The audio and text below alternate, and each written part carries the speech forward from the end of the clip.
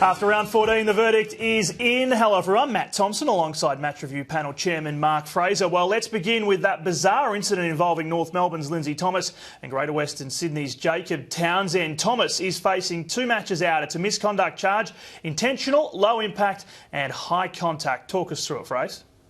Yeah, with this one, you see Thomas gets bumped and then he comes forward and headbutts Townsend. So we have a very low threshold of impact for a headbutt to warrant a charge, and he's breached that, so he's got a low-level headbutt charge.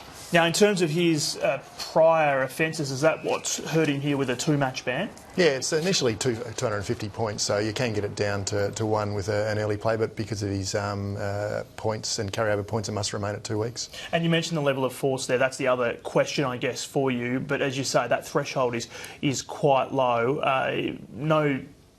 Nothing of interest that we need to know from the medical report or anything like that out of this, but it was just because that threshold is so low? Yeah, the threshold, it can be a very dangerous action, so we believe that the threshold's very low for force for those. All right, now to Geelong's Joel Corry, charged with tripping Freo's Daniel Pearce. He can accept a reprimand. This is reckless, low impact and body contact. Yeah, with this one you see Pearce with the ball and he evades Corry, who then sticks the leg out and makes contact, causing Pearce to trip over. So we believe that's a low impact trip. Medical came back clear, but there was enough force in it to warrant a charge of tripping. Yeah, it actually almost looks like a pretty difficult thing to do, but this is the angle here which shows clearly that it was an act that he seemed to intend to do. Yeah, well, it's a reckless act, so he should know that by sticking the leg out like that, a trip's going to occur, and it obviously does. All right, Fremantle's Zac Dawson has been charged with striking Matthew Stokes. He too can accept a reprimand. This one's been judged negligent, low impact and high contact. Yeah, with this one, Stokes is running onto the ball and Dawson swings that arm trying to impede him, and he strikes Stokes high. We believe that that's a negligent act, so he's trying to impede him, but the arm thrown out like that causes a strike to occur, and yeah, he's got a low-level strike.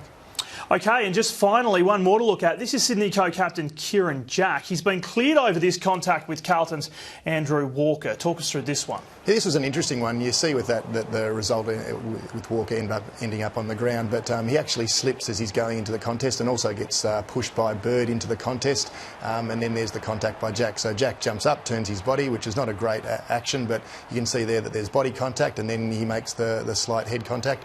We didn't think there was a report on 2 levels. First of all, because of the push and the slide, that makes it circumstances outside of the control, and also the level of force with the high contact. We didn't think there was enough in it. Would you say at the end of the day Jack was a bit lucky?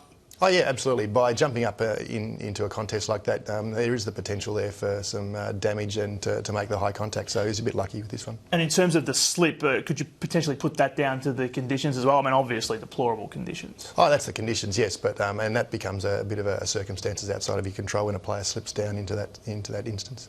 All right, Mark, thank you very much. Appreciate it. Thanks, Matt. Mark Fraser with us, the chairman of the MRP. A full text report of all this week's incidents can be found online here at the website. The deadline to challenge is 11 a.m. Eastern Time on Tuesday. For now, thanks for watching.